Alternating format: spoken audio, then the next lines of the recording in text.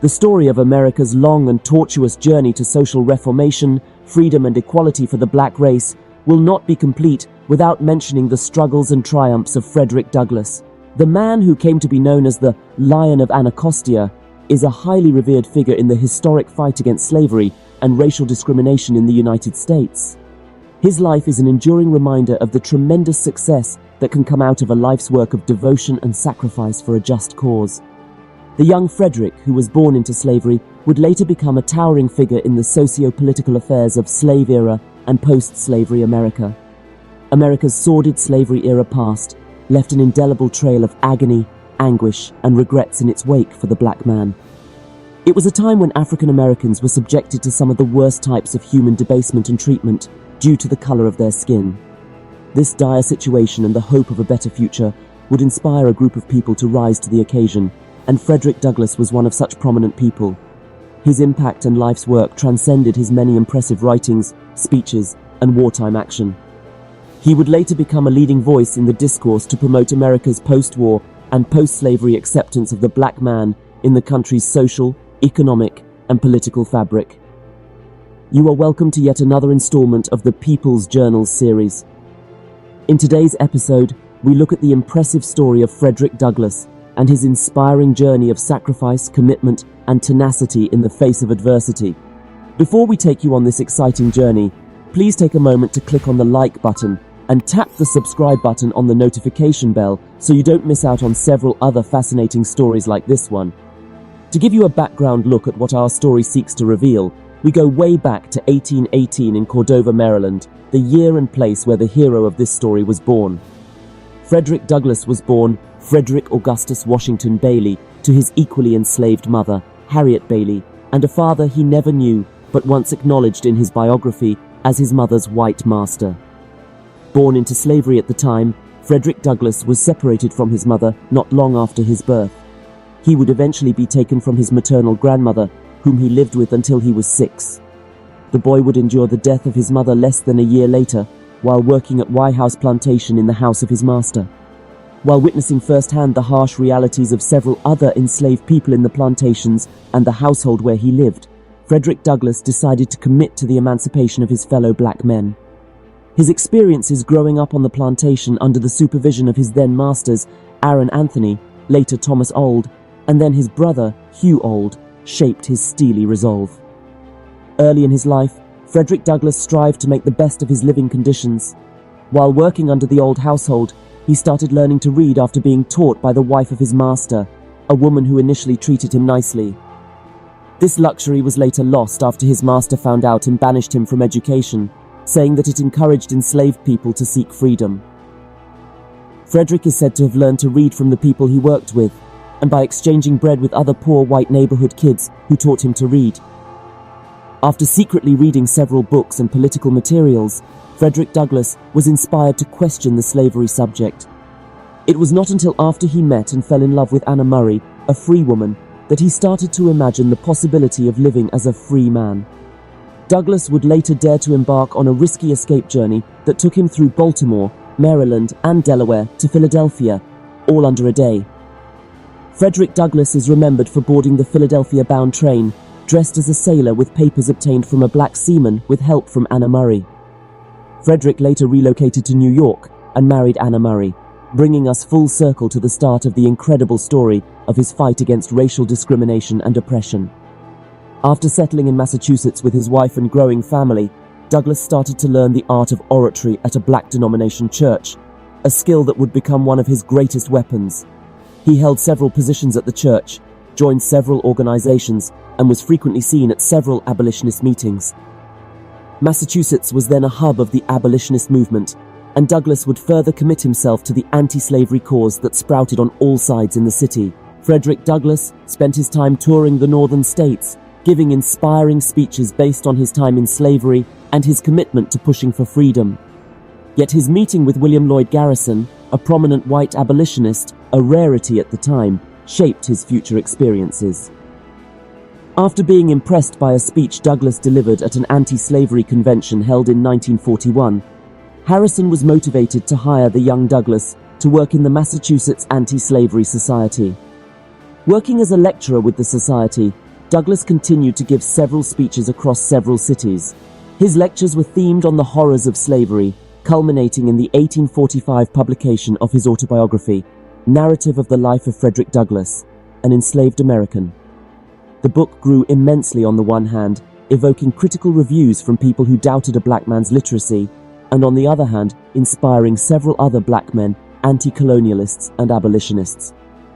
His book was so successful that it helped him with the funds he used to secure his legal freedom from his master. Frederick's growing influence as a black man in America at the time meant that he almost always had a target at his back. Several times, he was accosted by people who held on to racial stereotypes and others envious of his work and success. Sometime in September 1841, Frederick Douglass was kicked out of an Eastern Railroad train for protesting against the way the sitting arrangement was made to promote segregation. 2 years later, he was assaulted by an angry mob at a lecture in Indiana, and his hand was severely damaged. Douglass never quite recovered from the injuries sustained from this incident, but he did not let them distract him from his lifelong dream and mission. As he grew older, B became more motivated, all while maintaining the graces and appeal that resonated in high places. The older Frederick later had a reputation for being the most photographed black man of his generation, and his stern posture in all of these pictures is symbolic of the seriousness with which he considered his mission. Douglass later moved to Dublin, Ireland, and then to England, where he continued promoting anti-slavery ideologies and proposed abolishing the slave system in colonialist enclaves. His fame spread as he continued this journey, making him a few influential friends. He lectured everywhere, from chapels to churches, and his influence helped him raise funds to officially obtain his legal freedom from Thomas Auld with the help of some of his new friends. While Douglass was treated with much more respect in these places, the plight of his brothers back home disturbed him and influenced his subsequent return to America in 1847. Armed with about £500 in donations gotten from his British supporters, Douglass set up the abolitionist newspaper, the North Star, in Rochester, New York, where he lived. Frederick Douglass continued championing the right of the black man to freedom and equality with his newspaper and subsequent efforts through various speeches and writings. Frederick opposed the proposal by the American Colonization Society to send free black people back to Africa. He was also critical to the growth of the Underground Railroad, a metaphor for a movement that covertly helped enslaved people move from places where they were enslaved to free states.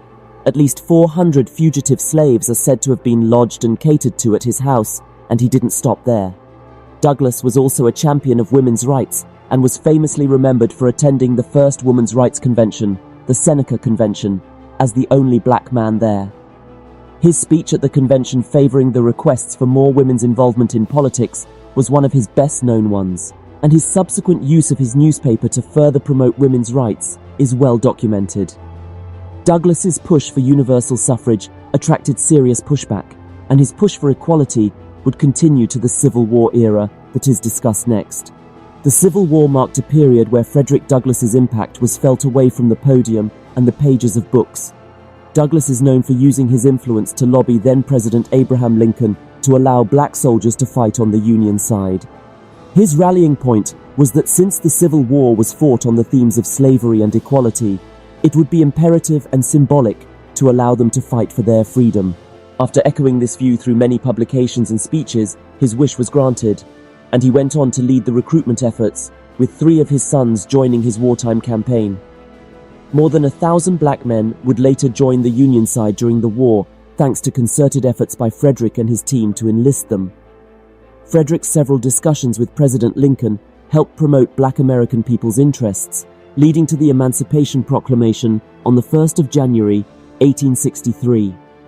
His efforts to promote equality and inclusion for the black man continued after the death of President Lincoln. On the 6th of December, 1885, after the war had ended, the 13th Amendment was ratified thanks to efforts by people like Frederick Douglass. The law made slavery illegal, only allowing it to serve as punishment for a crime committed. It was the first of several critical reforms that had been passed. The 14th Amendment followed suit, allowing for citizenship by birthright, and then the 15th Amendment proscribed all forms of voter discrimination against citizens due to their race. These amendments would not have been possible without the efforts of leading figures like Frederick Douglass. Douglass's voice was a voice of reason that spoke to the American consciousness. His presence near the corridor of power resonated across the country and resulted in the proclamation of several laws that helped shape the future of the black man in America. Douglass's civil rights activism campaign extended to the Reconstruction era, and he is credited with the political influence that resulted in the passage of several rights-centered laws. The Reconstruction era marked a time when there was a growing increase in the spread of segregation and white supremacy. Backed by several paramilitary groups, such as the White League and the Red Shirts, armed insurgents started to creep back into national consciousness. Their ideologies clashed with those of people like Douglass, threatening years of hard work spent challenging the discriminatory status quo. This group soon took control of the Democratic Party and seized most of the political power at the time. In no time, they were rallying to begin the disenfranchisement of black Americans and introduce laws encouraging segregation. Frederick Douglass and others at the forefront of black civil rights knew they had to step up or risk witnessing the undoing of years of sweat and blood. To tackle this menace, Douglass decided to back the presidential campaign of Ulysses Grant in 1868. 2 years later, he launched his final newspaper, the New National Era, in a bid to ensure that the country upheld its commitment to equality. Douglass's efforts would later pay off when Grant won the elections and passed the Civil Rights Act of 1871, also known as the Klan Act. The act was passed along with the Second and Third Enforcement Acts after the midterm elections, marking the administration's commitment to ensuring equality. Under the powers and provisions that came with the passage of the law, the president was allowed to exert full military might on trespassers, to which he duly obliged. Not too long after, over 5,000 people were arrested, many of whom had ties to the violent Klan sect and other disruptors of public peace. Sanity was restored to a certain degree, and Frederick wielded the influence that made this possible. Frederick's relationship with the official powers once again proved to be a most effective weapon for the betterment of African Americans and other oppressed groups and minorities. While the military action executed by President Grant earned him the praise and lifetime respect of black people, led by Douglass, it also caused great hatred of him among white people. Frederick Douglass assumed more roles under the Grant administration and subsequent ones, once serving as president of the Freedmen's Savings Bank. He also served as charge d'affaires for the Dominican Republic and Haiti. Frederick's growing influence on contemporary American politics and society continued until the 1870s. 25 years after the war ended, he continued championing voting rights and suffrage through his speeches. He would later be nominated in 1872, without his knowledge, for the role of vice president by Victoria Woodhull, on a ticket that ran on the Equal Rights Party. Although Frederick Douglass was the first African American to get this honor, he never acknowledged the ticket or campaigned for it. His growing stature did not come without its problems, and his house was set on fire by suspected arsonists earlier that year. After losing about 16 volumes of his newspaper, the North Star, in the fire, and suffering severe damage to the house and its surroundings, Douglass decided to move again to Washington, D.C. As Frederick Douglass approached the last years of his life, he supported the cause of equal rights and racial justice for all Americans. When the former Confederate states were starting to pass several laws that promoted disenfranchisement and segregation in the Jim Crow system, Douglass was on the ground to provide strong opposition. Frederick continued to speak publicly about the need to ensure that the rights of Americans, especially black Americans, were upheld. In 1877, he bought a house that would later become his resting place and renamed it the Frederick Douglass Memorial National Historic Site. At the time of his death, Frederick had taken up several roles under different administrations. His last position came under the leadership of President Rutherford Hayes, a Republican. He was also appointed the United States Marshal for the Columbia District, another first for a black man. Douglass authored several books and autobiographies that chronicled his life in slavery and as a free man. With hundreds of speeches and writings to his name and an acclaim that spread across borders, Frederick still had some unfinished business to attend to. Remarkably, he ended up reconciling with his one-time enslaver, Thomas Auld. Frederick Douglass, the present-day civil rights champion and former slave boy who worked on plantations, had the good graces to meet with his former master as he lay on his deathbed. The meeting was facilitated by Thomas's daughter Amanda years back. Yet it took some impressive grace for Frederick to agree and attend the meeting. Other people would later criticize this move, although Frederick acknowledged that it brought some closure for him. This is just one of the many inspiring stories recorded about Frederick Douglass. The incredible story of how a child born into slavery would become an essential figure in the fight against racism makes for good listening. Frederick Douglass went from being denied the opportunity to learn how to read under his enslaver to becoming one of his generation's most enlightened and exposed black men. As one of the leading black voices in the fight against racial discrimination, Frederick continued to stand and speak up when it mattered most. He used his influence to question people in positions of power to benefit his people. Whenever he needed to deploy his time, money, resources, or capacity to effect change, he never declined to help. The life led by Frederick Douglass was a tribute and testimony to the values and virtues of human dignity, sacrifice, and devotion. After his wife Anna died in 1882, Frederick was left to mourn his lifelong partner, which expectedly took a toll on him. When he later took a new wife, a white woman, eyebrows were raised, and a few people criticized his choice of partner. When Frederick got the chance to address the concerns raised by these people, Douglass opined that his marriage to a white woman was, among other things, a reminder of his commitment to bridge the racial gap in America.